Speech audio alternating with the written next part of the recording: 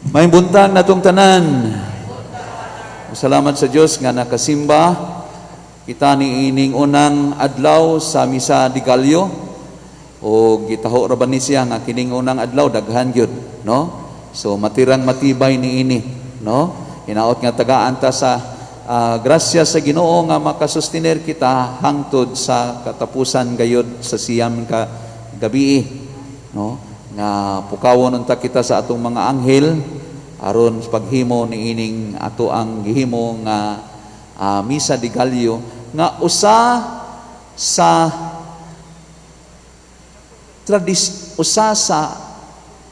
gasa nga ikahatag. Kay mauman kini ang tema ni ining tuiga, gifted to give. Gifted to give.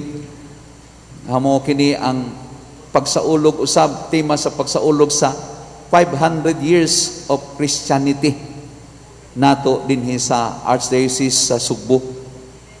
O sa ako nang gingon kining misa di Gallo apil sa mga tradisyon, kay mao man lagi nga ang mga gasa nga gihatag sa Ginoo kanato nga angay usab natong ihatag nay mga tradisyon, pagtuo o ilabi na mga hiyas, faith, tradition, and virtues.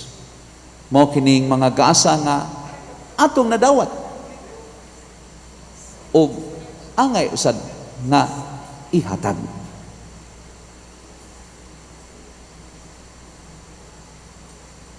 Kung akong mahinumduman, ang akong ginikanan mao gayoy nagtudlo kanako niining misa di Gallo. Kay dadon man ko nila. Bata pa mi dadon mi dito sa simbahan sa Santo Rosario. Kay nataw man ko sa Hong Kong. Hongkera, no? So, mao nga duol kayo ang simbahan diya sa Santo Rosario. Nya dadon ko nila ningaw nya. Pagka dako-dako na nako, no? Wa na sila simbahan, no? Nya man tong usahay ako nalay kuan ba ganahan kay mosimba pero di pud pirmi na kay hinumdum gani ko nga ako ra po yung usan ni simba ba kay ganahan ko nga mosimba ni misa di Gallo. Usa sa mga butang nga nakapakgang sa akong ginikanan o kanabang nakapa balda kanila nga wa na sila makugi pagsimba sa misa di Gallo, mao kining madyong usahay mabuntagan man sila si mamang papas madyong, no? Nya kahinumdom pagani ko ni atong dihay usa ka okasyon nga na kalitan in taon mi namata mi tungod sa pag-away nila, no? Pag-away nilang mamang papa pira hisgot ni taliwan na ra ba ang taon silang duha, no? Pero wato nga usa tong nakasanta nga di na kayo mimukugi sa pagsimba isip usa ka pamilya gawas nga dagko na pod ang ako mga igsuon, pito man mi kabuok, no? Unya nawa gito hangtod nga diha sa college nga diin naka-eskwela ko, usa ka Katoliko nga university nga nag-aktibo sa kapilya, nagpadayon niya nahimo sa tungat kuan gyud nakahingpit gyud ko ato kay userve man lagi isip sa Kristan dito sa chapel sa usa ka university niya para nako murag ginikanan primero niya taw-taw nawala niya mga higala, no? Ang mga higala mao'y sunod kanako nakapa ang ni kanako nga mo himo niining misa di Gallo. Nya karon ako na mismo, no? Sa ako ng mga kabubuton nga diin kanang makatambong o gani makamisa ing misa di Gallo. Kay kawas nga obligasyon nahimon na pod nga dedikasyon dedication na ba? Kung kini ang sagad nga mangitabo kanato, di ba? Sa tradisyon sa Misa de Gallo, sugod gini sa ato ang ginikanan. Sama nga ang pagtuog ikan sa ato ang ginikanan. Kunya ni tunhay tungod sa atong kaamguhan nga unsa ka mahinungdanon kining santos nga misa, hilabi na niining panahona sa hinapos nga mga adlaw sa tuig ug pagpaabot sa Ginoo nga maoy kapasikaran nato sa ato ang mga tinguha, mga kasakit o mga pangandoy sa kinabuhi. O nga, dayag usab kini sa kinabuhi sa atong mahal nga Birhen Maria. Siya usa ka inahan nga gitawag sa pagkainahan sa Mesiyas o gitawag usab nga mahimong inahan sa tanang katawhan ning kalibutan. Mao nga sa iyang pagkainahan sugod sa pagpantuto niya sa batang Hesus hangtod karon 2000 kapin katuig ng milabay, nagpadayon gihapon siya pag-atiman sa iyang mga anak nga mao kita. Umaw na nga angayan lang yun nga atong sakripisyuhan ang mahal nga Birhen Maria kay siya inahan sa tanang nasod, inahan bisan ni atong wala mo ilang nga siya inahan sa tanang katawhan sa Ginoo.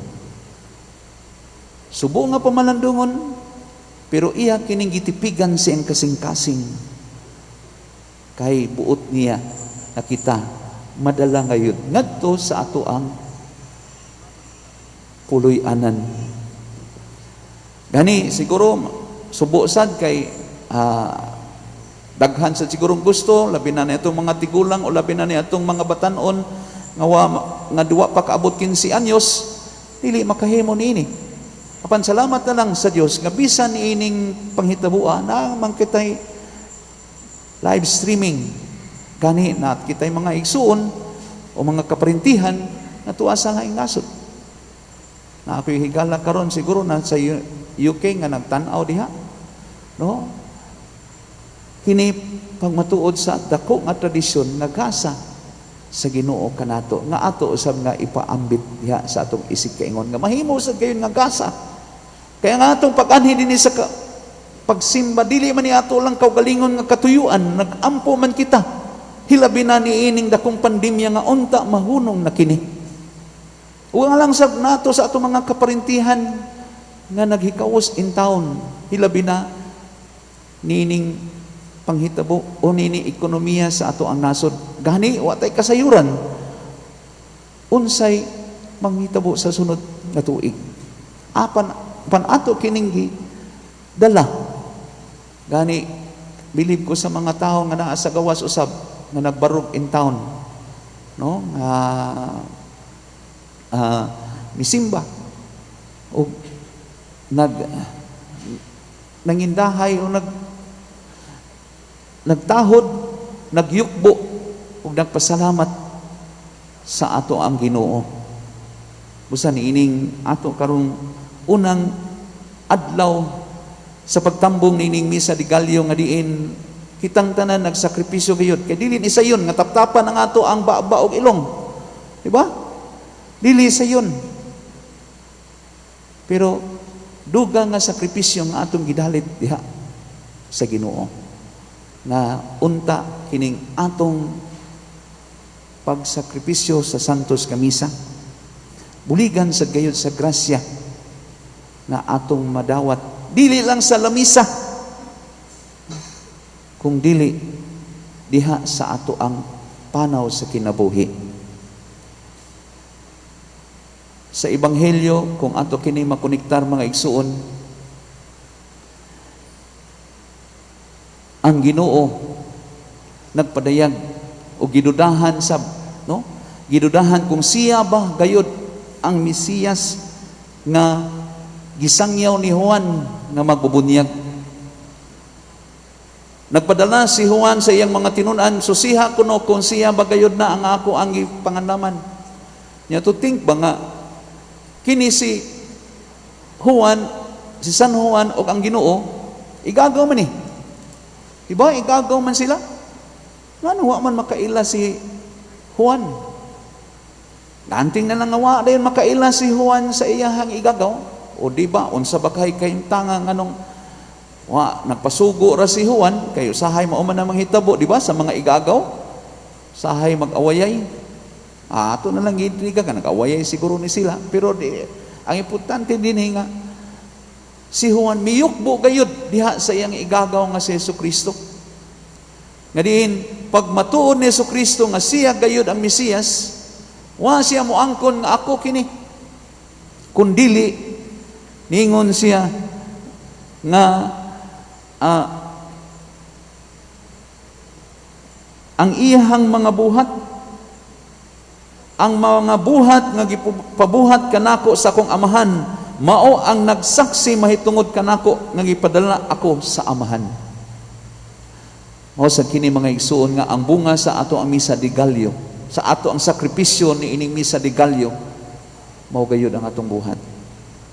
Natuod inguntang subo ang mapalandungon nga